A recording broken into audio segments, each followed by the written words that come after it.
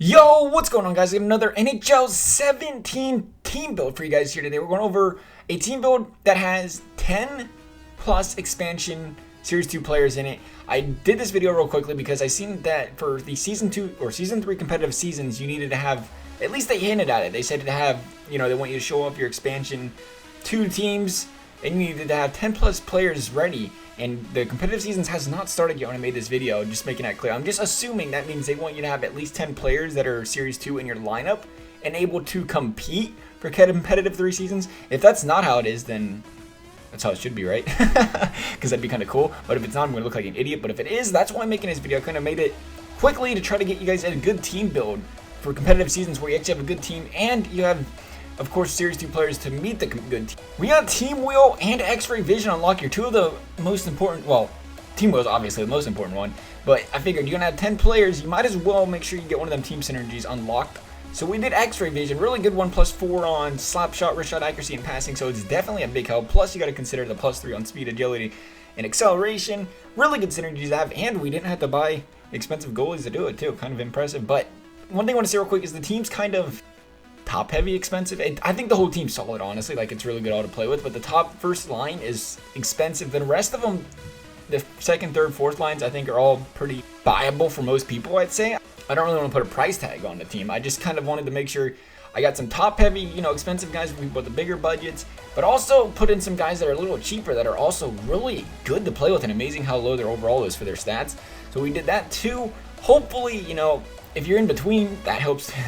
But for real though, if you have an expensive, a big budget, I think this team would still work really well, even if you have coins left over. But anyway, we're going to go to get started here. First off, we got is the goalies. We got Pekka Rinne and Cam Talbot. We got Pekka Rinne's Series 2 card because I just like using Pekka Rinne.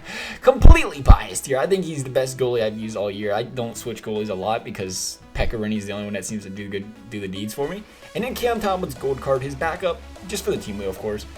Don't, why spend more than you have to for Team Will? We can get him for cheap. Why not do it? Then moving on to the third line of the defense, we got Shea Weber's Series 2 card. He's got them Weber bombs. You got to have those. That slap shot power is intense. Great defensively. And then with him, we have Caleb Jones. You guys rave over Caleb Jones. It seems like I've heard a lot from you guys. I'm taking your word for it on this one. I haven't actually used him. That you guys enjoy using him. I'm assuming he's a good player to use. Plus, he comes with Team Will. I mean, you can't beat that, right? Team Will? Cheap player? I think he's cheap. Moving on to the second line, we got Zdeno Chara and All-Star Game Justin Falk. Moving on to the second line, we got Milestone 89 Zdeno Chara. I wanted to get a Chara in there just because, big body to have back there. To pair with his defensive pairing partner, I grabbed the 89 Milestone one. It depends on your budget, really. If you can get the 91, buy it by all means. That card is disgusting. You can only afford the 87, buy that, But then moving on to Justin Falk, his partner, the All-Star Game Justin Falk, has that +2 on Team Will. Very important for Team Will, and it's a sick card to use. I enjoy using him myself. 92 shot, 92 skate, good defense, solid stats. Moving on to the first line, we got Victor Hedman and Brent Burns. This can be quite the lethal combination right here. I know everybody loves using Brent Burns, and I love using Victor Hedman. 2 guys can't beat it. Both of them X-Ray Vision, both are 92 overalls. Both probably cost a pretty penny, though. Moving on to the fourth line, forwards, we got Mitch Marner's Series 2 card. And I want to say one thing real quick, is you could probably interchange lines 2 through 4 as right winger. I got Mitch Marner at line 4. I don't know, I just do. I don't have nothing against him. Then we got Ryan Kessler, man in the middle, just as gold card. Tried to keep it, like I said, I wanted to keep it somewhat of a budget team in case you have a budget. So I went with gold Kessler just for the pure fact of his face-off. Still a solid card. And then Nathan McKinnon Series 2 card as well. Right-handed shot. I love using his Movember. Was it his Movember? It wasn't his Movember. I love using something he had. Well, it had to be his Movember. I don't know. I used it and I liked it. He's on the fourth line. We ended up with 11 expansion players on this team though, so if one of these guys are a little pricey and you just want to take them out, no big deal. It'd have to be, actually it is a big deal. You have to take out Pekka Rinne's own without X-Ray Vision. I lied. Oh no, Shea Weber's the same way. He's got some PP thing. Right, Tim Murray? Anyway, third line, we got Anthony Cirelli. 87 overall. The guy looks like a freaking cheat code, man. 95 skate. He's got a 99 speed. 92 shot, 87 hands. I mean, his defense ain't there, but hey, if you ain't skill zoning and you're using your guys, does it matter, right? Paul Stastny, man in the middle, great on the faceoffs. Milestone Paul Stastny to be exact. 89 skate. Like I said, loved using him for his faceoffs, and he has a +2 on X-ray vision, so it's a nice one to throw in there. We didn't have to have all Series 2 players for that X-ray vision. You can mix it up a little bit. Good reason to put him in there as well. And then finally, we got Travis Konechny, another guy who I can't believe his overall is as low as it is. The guy is fast. He's got a nice shot. 85 overall. Can't beat it. Right-handed guy. Try to get all right-handed guys on the left wing for you guys to get those 1T set up. Left-handed guys on the right side, of course.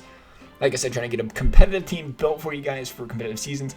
Moving on to the second line, we got Bobby Hull's All-Star Game card, 89 overall, has the team wheel. And we got Tyler Seguin, Series 2 card up the middle with that X-ray vision. And he's got some filthy stats. Plus, he's good around the face-off draws. Can't beat that. I would put him in the first line, obviously, but, everybody's got Mike Richards. That's why he's there. Just realized I didn't put Paul Bisnet in this lineup. So, again, one of those things, you're on a budget, just throw Bisnet in and swap out one of these expensive guys. Then, finally, on the left side, we got Joe Pavelski. Then the first line, we got Patrick Kane. How can you go wrong with a Patrick Kane? I know if you don't have like 300K or 200K, whatever he costs. Other than that, though, how can you go wrong with him, right? 95 skate, 96 shot. His card's absolutely disgusting. He's got that X-ray vision. Up the middle, we got Mike Richards, as expected, with his 15,000 synergies and good face-offs. And finally, we got Steven Stamkos. Is that right-handed shot up there? Loved using Stamkos' gold card. His Series 2 card can only be better, right? I'd assume.